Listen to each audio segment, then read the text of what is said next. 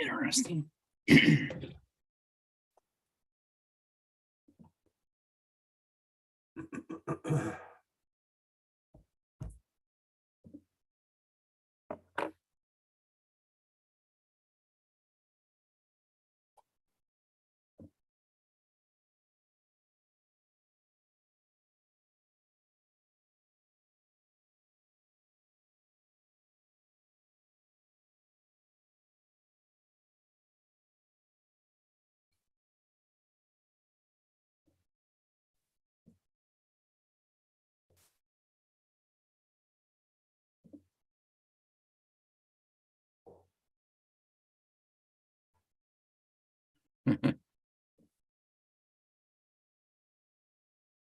Keegan, if you're talking, we can't hear you.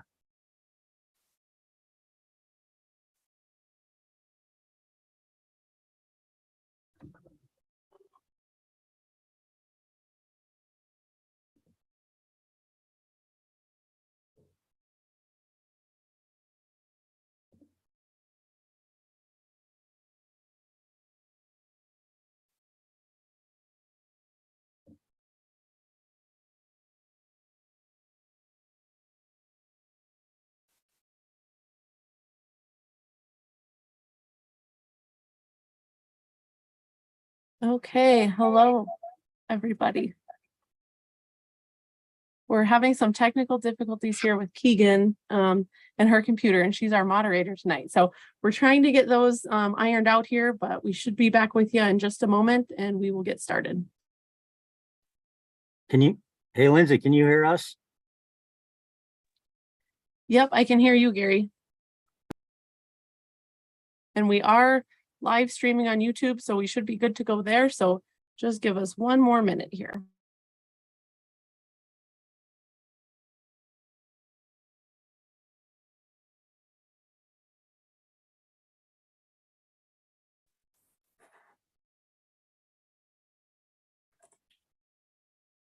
Okay, so hello, everybody. Good evening. Welcome to our elk management plan question and answer session.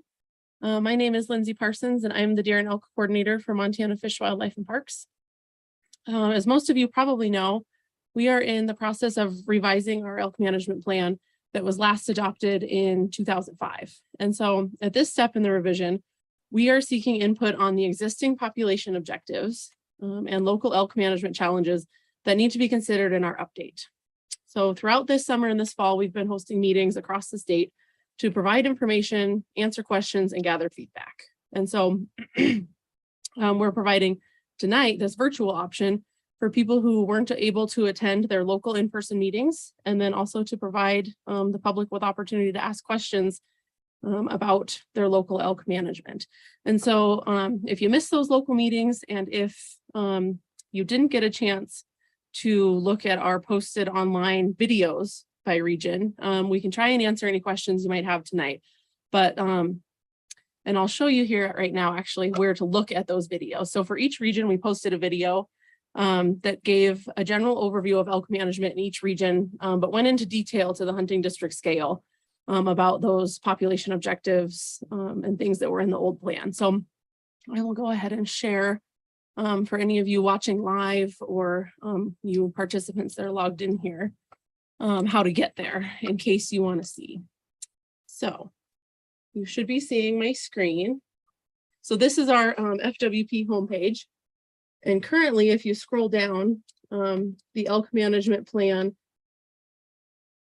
one of these icons on the bottom. And so if we click on that one, these videos are actually posted as part of the meetings. And so if you see this link here, see meeting schedule, if you click on that, this is us live right now, but below that, there's each region. And if you click on the fold down for each region, the video will be at the bottom of those each region's meeting schedule. So you can go and look at region 1's, region 2's down here. So each region has a video posted if that's something that you're interested in. Also, we're here tonight to answer questions you have, but we won't be collecting verbal comment here. So to ensure that your comment is recorded, you'll have to submit it in writing. And we have several different options for you to do so. And I will go back and show you how to do that as well, because we are collecting comment through October 15th. And so there's still plenty of time to submit those. So again, back here from the home screen, starting over again, we're going to go down, find that elk management plan icon here towards the bottom. If you click on that, it'll bring you to the page where we're collecting feedback. And so there's an option if you have a comment on a specific hunting district, that if it's in region 2, for example, you can click down on region 2, pick whatever district you want to comment on and click the link that says submit comment. That's one option. Another option is emailing to this link here, fwpwld@mt.gov, or you can mail to this address here. And so all of this is can be found on our webpage. Okay, so we have representation here from all the regions in the state, and we're hoping that we can answer any questions that you might have. This meeting is scheduled to end at 8 p.m. And then our administrative assistant here, Keegan, she was having some microphone issues earlier. So she's here sitting next to me, and she's going to be moderating questions for us. And so if you are a participant and you came here to ask us a question tonight, go ahead and raise your hand and she will call on you in order. If you're calling in on the phone, go ahead and press *9.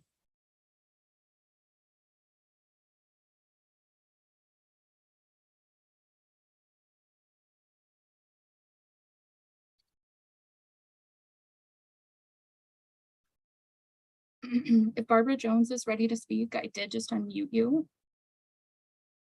Okay, do I need to write this down, or can I just ask directly? If it's a question, you can just go ahead and ask it. If it's a comment you want officially submitted on the record, then you'll have to write it down. But if it's just a question, go ahead and ask. Well, to me, it seems pretty apparent that Montana has some issue with both elk and wolf management. And with that, I was wondering, as a solution to the elk situation, including wolves in any management plan seems like a really good idea, because elk would be kept moving from public to private land, which would make less stress on private landowners.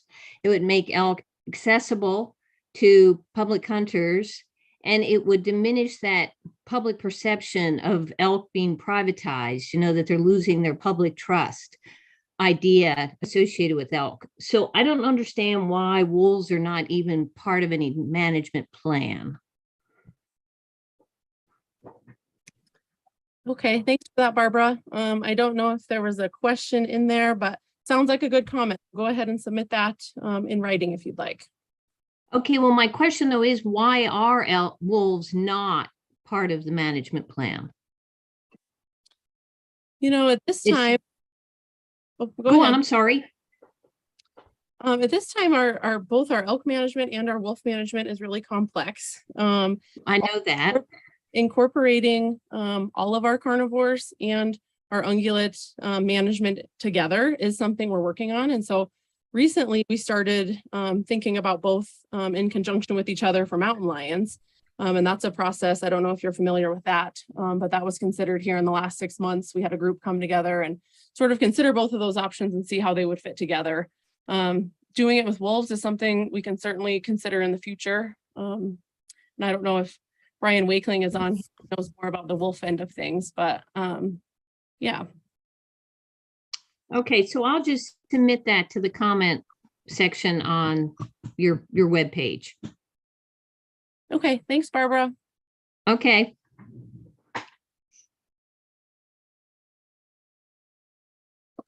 Daniel Kinka, if you're ready, I just unmuted you.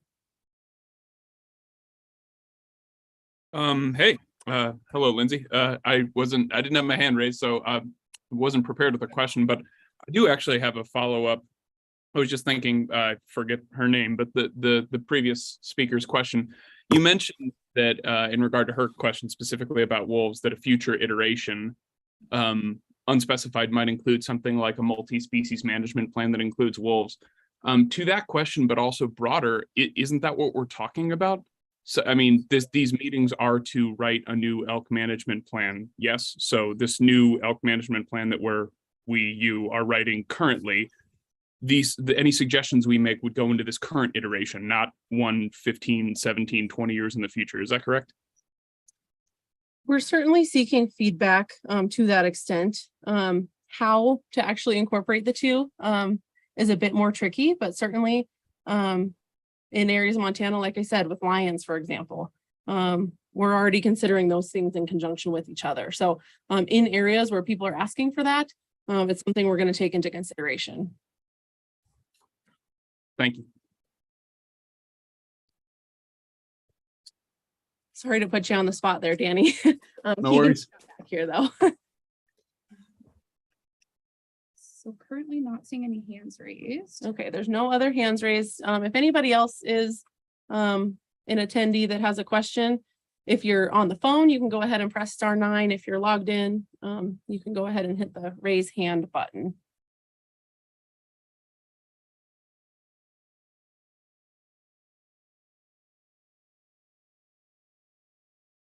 Oh, I see one more hand went up.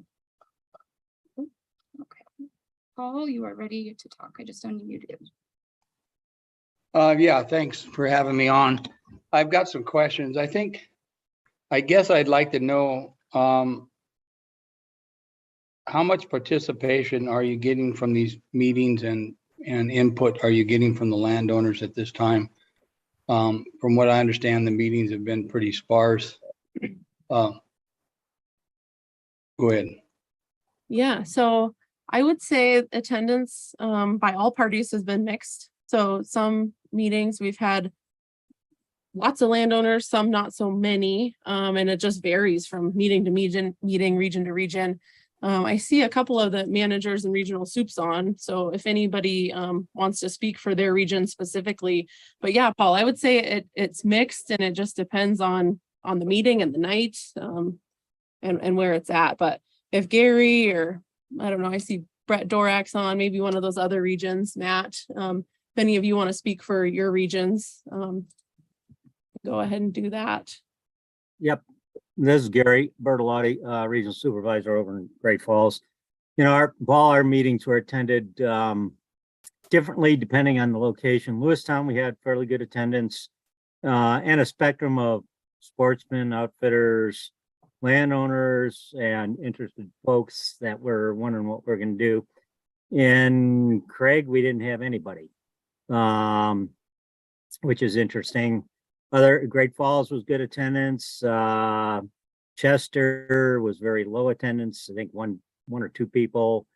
It depends on where we were in the state. So I'm just speaking for Region 4, which is that central part of Montana. So and we did have good attendance. We did have a mix of landowners, sportsmen, etc.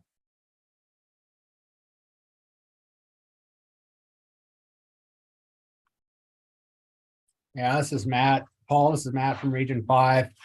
Overall, we had very low attendance. Harlowtown,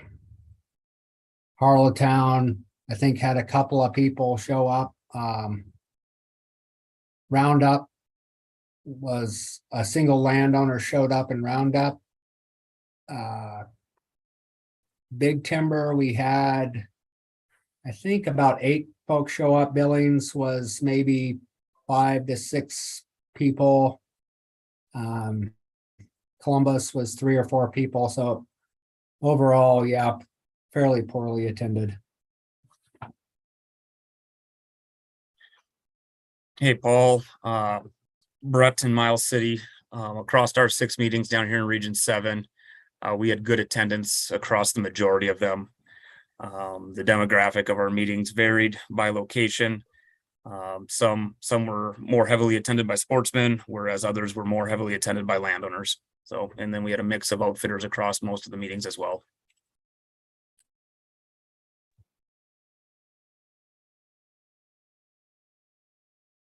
Hey, Paul, this is Neil Anderson in Region 1, and we had the same, fairly similar to the other regions, kind of a mixed bag in terms of attendance, anywhere from about 7 to almost 30 people. And I think the other thing to remember, though, is this is the scoping effort. And so, yeah, it'd be great if everybody showed up to these meetings, but people can still turn in comments, even online. And then those will be incorporated into a draft plan that will go out again for public comment.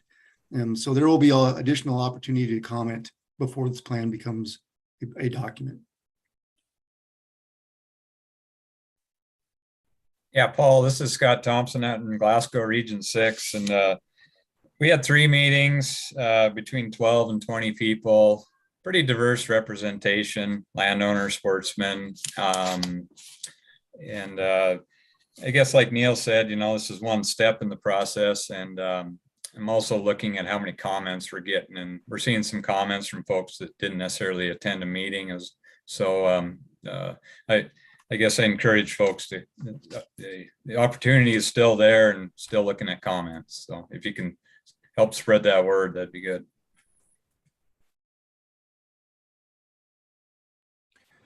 And from Region 3, this is Warren Hansen, Wildlife Manager. Real similar trend, 4 to 25 people mixed from sportsmen, landowners, and outfitters.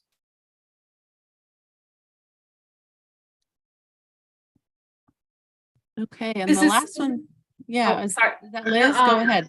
This is Sonia Anderson. I'll speak for Region 4. For Lewistown and Winnett, we had about between 16 and 20 people at those 3 meetings. I believe pretty low attendance at the other ones in Region 4, and then a little over 20 people in Great Falls.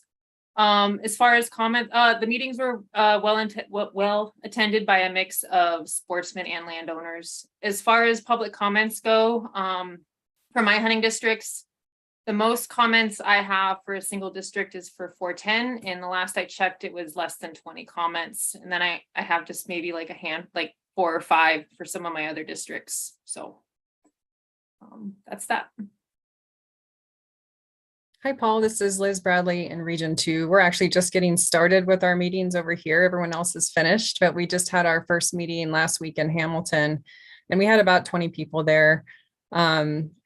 Pretty good representation of sportsmen and women there. Less on the landowners, but we did have some participation there, but most of it's ahead of us. We still have quite a few meetings in the next couple weeks. Okay, thanks, everybody. Paul, did you have more questions?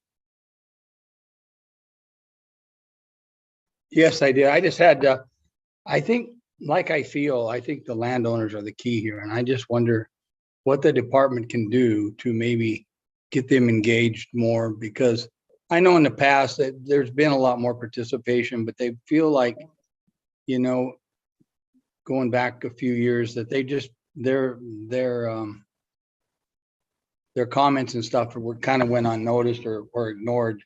And I think it's really hard to get them involved nowadays. I don't know, maybe the department could make an effort in talking to them one-on-one. I don't know if you guys have any plans for that, but I strongly suggest that we've got to get the landowners more involved in this process, or it probably won't go too far, you know. Thank you. Appreciate all your answers. Thanks, Paul. I see Director Horsek is on. Hank, did you have something you wanted to say in response to Paul's question? Yeah, well, first of all, I want to appreciate everybody's work on this thing. It's, I think it's going, I think, fairly well. And Paul, to your point, I agree. That's one we need to focus on as landowners, but I think we need participation from everybody. And since I started, I said we need to have people talking about it and thinking about what an elk and how we come up with different ideas. So there's a three-prong approach. As I indicated, we have PLPW, we have that elk working group, and then we have this going on. And also there's a group that is put together outside of the department. And I'm waiting to see what their 16, I just talked to, or left a message from Marcus Strange to find out what their 16-page report says too. So we can look at all that stuff. But I agree, as we go forward on this, we do need to get people involved and maybe more at the local area. I don't think I'll put a working group together again like I did the 12 people, but I think we'll focus on and going around the state with a facilitator and finding out what we need from these things as we move on. So does that help, Paul, with addressing some of that?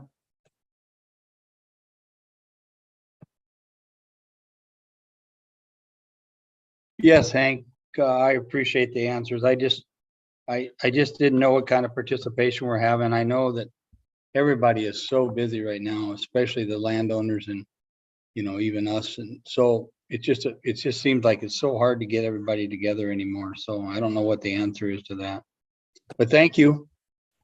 And to the point that several have made, they'll continue getting this together, putting it out, they'll continue having public comment. Isn't that correct, Lindsay? You and I talked about it a little bit today, that there's gonna be another run at this after we get this package together. So that'll be what time frame? We're looking in the winter, correct? Yep. So early of 2023, we're hoping to release the first draft of the management plan for public comment. After that, we'll go through the EA process, and then it'll also go to the commission for additional public comment. So there's sort of, multiple additional opportunities for public comment after this scoping period, and those run at various times a year. So hopefully we can catch people when they're not so busy through some of these other processes. Yeah. I appreciate that. Thank you. Okay, do we have any other participants or attendees with their hands raised? We're not seeing any at this time. Oh, there goes one. Okay, Daniel, you're unmuted again. Thank you. Hey, Lindsay or direct whomever, you mentioned that there's going to be an environmental assessment. Who is that done internally by FWP, or is that a federal agency? Who's reviewing the environmental assessment for this? So we would write the environmental assessment. Director Warsick would issue a decision notice. So he would make the final call. I see. And Hey, just to Lindsay, this is Brian. Hey, I just thought it might be, to be clear, the environmental assessment that we're referring to here is under the Montana Environmental Policy Act, not the National Environmental Policy Act. So it's not a federal EA, it would be a state EA. Thank you. Thanks, Brian. Does that answer your question, Danny? Yeah, that answers it. Thanks, Lindsay.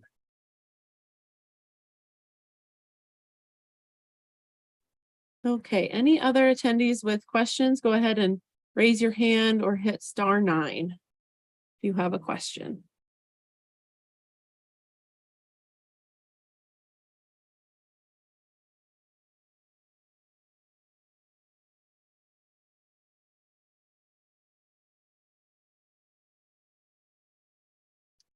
Okay, we're not seeing any other hands come up. Hopefully we answered the few questions that we did get tonight. I encourage anybody who's tuning in, if you haven't watched those regional videos or looked at our other online posted information, there's lots of good stuff out there that hopefully will help you make comment on that page. Again, it's open until October 15th for the scoping period. There will be opportunities to comment on the draft plan once we release that early in 2023. So thank you all for attending tonight, and whether you're attending this meeting in the Zoom or whether you're watching it live stream, we appreciate it. So yeah, and we encourage any more comments if you haven't made one. Director Warsack, go ahead. Yeah, real quick, Dr. Parsons, once again, I want to thank everybody for their efforts on this. I know everybody's worked hard on this, and I just appreciate all their time and efforts. So thank you. Yes, and thank you for being here. Thanks for all the regional staff that attended tonight. And again, all of our participants and all of the public comment we've received so far. So we encourage any more of that. So tell your friends, tell your family, this is important. So we appreciate it. Thanks, everybody.